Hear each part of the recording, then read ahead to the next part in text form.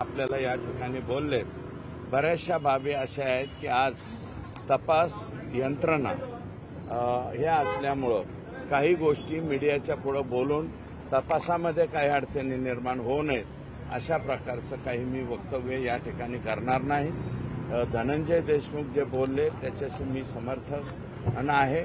फक्त याच्यामध्ये इन्व्हॉल्वमेंट ज्यांची येईल ते सगळ्याच्या सगळे आतमध्ये जातील अशा प्रकारचं आश्वासन माननीय मुख्यमंत्र्यांनी त्यांना दिलंय। धनंजय मुंडे राजीनामाची मागणी अजून पकडून धरली आहे। हे बघा, धनंजय मुंडेंच्या राजीनाम्याची मागणी आम्ही करायला इथं आलेलो नाही। कुटुंबियांचं जे दुःख होतं ते सांगितलं। मूळतः संतोष देशमुख हा भारतीय जनता पार्टीचा 2019च्या निवडणुकीमध्ये प्रीतमताई मुंडे यांचाही बूथ प्रमुख आहे। त्याच वेळेसच्या निवडणुकीमध्ये नमिता मुंदडांचा बूथ प्रमुख आहे। कालच्या लोकसभेमध्ये तो पंकजाताई मुंडे यांचा बूथ प्रमुख आहे आणि आत्ताच्या निवडणुकीमध्ये नमिता मुंदडांचा परत बूथ प्रमुख। आमचा भाजपचा बूथ प्रमुख हरवलेला आहे। आमचा भाजपचा बूथ प्रमुख गेलेला आहे। बूथ रचनेला भारतीय जनता पार्टीमध्ये अनन्यसाधारण महत्व आहे। मग त्याच्या पुढं कोणी कोणताही मी नाव कोणाचं घेणार नाही, पण इन्व्हॉल्वमेंट असेल तर त्याला जावं लागेल आणि तेही बिनभाड्याच्या खोलीत जावं लागेल। राजीनामा हे त्या गोष्टी नंतरच्या। देशमुख यांचे बंधू असं म्हटले की या भेटीमध्ये काही पुरावे आम्ही फडणवीसांना दिलेले आहेत। त्याचा अर्थ तपासात हे पुरावे पोलिसांनी घेतले नाहीत का किंवा 100% पोलिसांनी घेतले। काही बाबी ज्या आहेत मी म्हणतो ना मीडियाच्या पुढे जाऊन सगळ्याच्या सगळं उघडं करून ते तपासामध्ये अडथळा येईल अशा काही बाबी मी या ठिकाणी सांगणार नाही।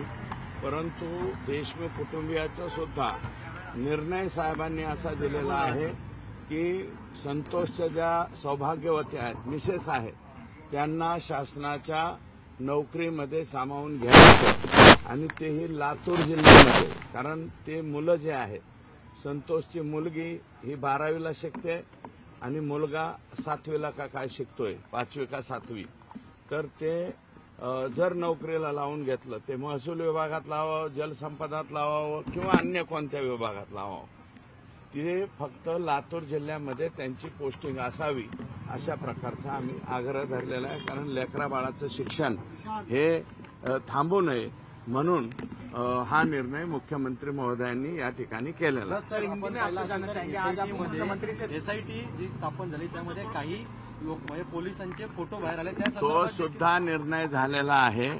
एसआयटी मध्ये बदल करण्याच्या बाबतीमध्ये माननीय मुख्यमंत्री महोदयांनी तात्काळ आदेश दिलेले आहेत आणि पुढील 2 दिवसामध्ये एसआयटी मध्ये बदल झालेला आपल्याला दिसेल।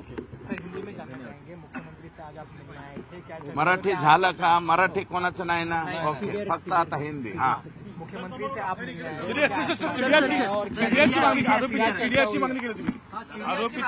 मी नाही, धनंजय देशमुख यांनी सीडीआरची मागणी केलेली आहे। मागणी करायची गरज काय? पोलीस तपास ते करणारच आहे।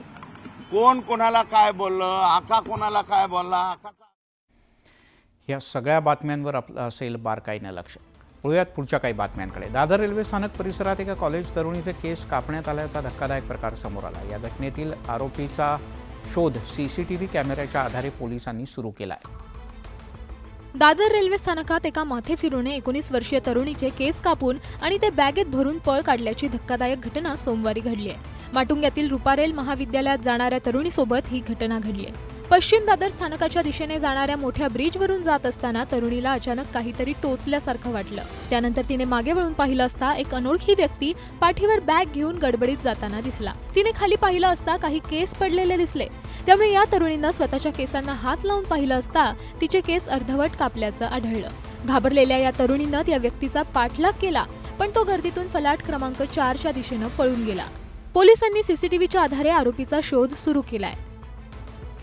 विधानसभा निवडणुकीत मनसेला मोठ्या पराभवाला सामोरं जावं लागलं। या पराभवावर चिंतन करतानाच आगामी महापालिका निवडणुकांच्या रणनीतीबद्दल विचारमंथन झालं। अशातच मनसेची महायुतीसोबतची युती ही उपमुख्यमंत्री एकनाथ शिंदे यांच्यामुळे फिसकटल्याचा सूर काही नेत्यांनी आळवला। मनसेची मुंबईत महत्त्वाची बैठक पार पडली। या बैठकीत विधानसभेतील पराभवावर विचारमंथन करण्यात आलं।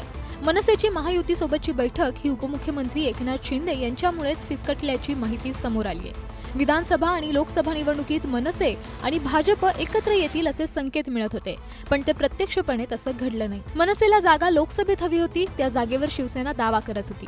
तसंच मनसेला त्या जागेवर लढायचं असेल तर धनुष्यबाण चिन्हावर लढावं लागेल अशी शिवसेनेची भूमिका होती, पण मनसे अध्यक्ष राज ठाकरे यांनी तो प्रस्ताव धुडकावला। तसंच लोकसभा निवडणुकीवेळी देखील मनसे आणि भाजप यांच्यात मैत्रीपूर्ण संबंध असताना देखील शिवसेनेसोबत एकमत न झाल्यामुळे युती होऊ शकली नाही। याचबाबत मनसेच्या बैठकीत चर्चा झाल्याची माहिती सूत्रांकडून मिळतेय।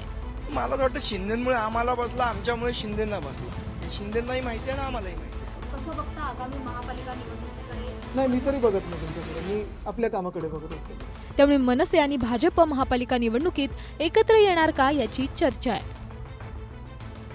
शिवसेना उद्धव बाळासाहेब ठाकरे पक्षाचे 5 नगरसेवक आज मुख्यमंत्र्यांच्या उपस्थितीत भाजपमध्ये प्रवेश करते झाले। एकेकाळी कॅबिनेट मंत्री, 2 आमदार आणि 25 नगरसेवक असा लवाजमा असलेल्या शिवसेनेकडे आता केवळ नावापुरते 3 नगरसेवक पुण्यात उरले। निवडणुकींच्या पर्यंत ते सुद्धा पक्षासोबत राहणार का हा प्रश्नच आहे।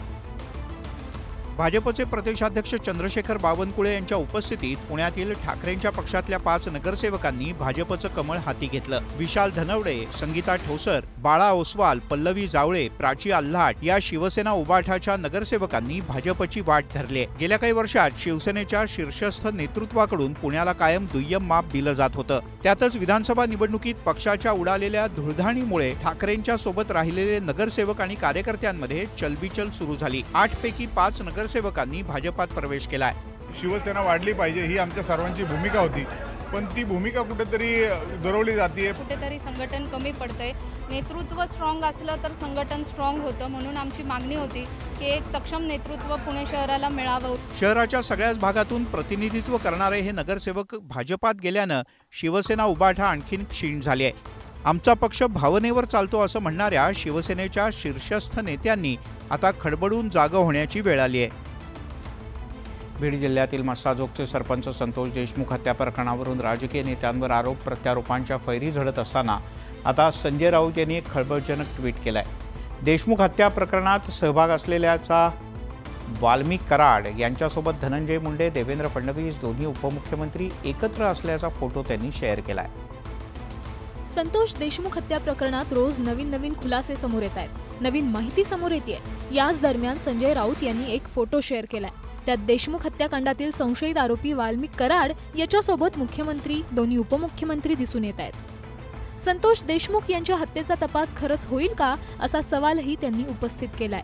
तर मस्साजोगचे ग्रामस्थ अत्यंत दहशतीत आहेत। ग्रामस्थ म्हणतात, सरकारला जमत नसेल तर सरकारने गावाला लाकडं पाठवून द्यावी, आम्ही सगळे जाळून घेतो।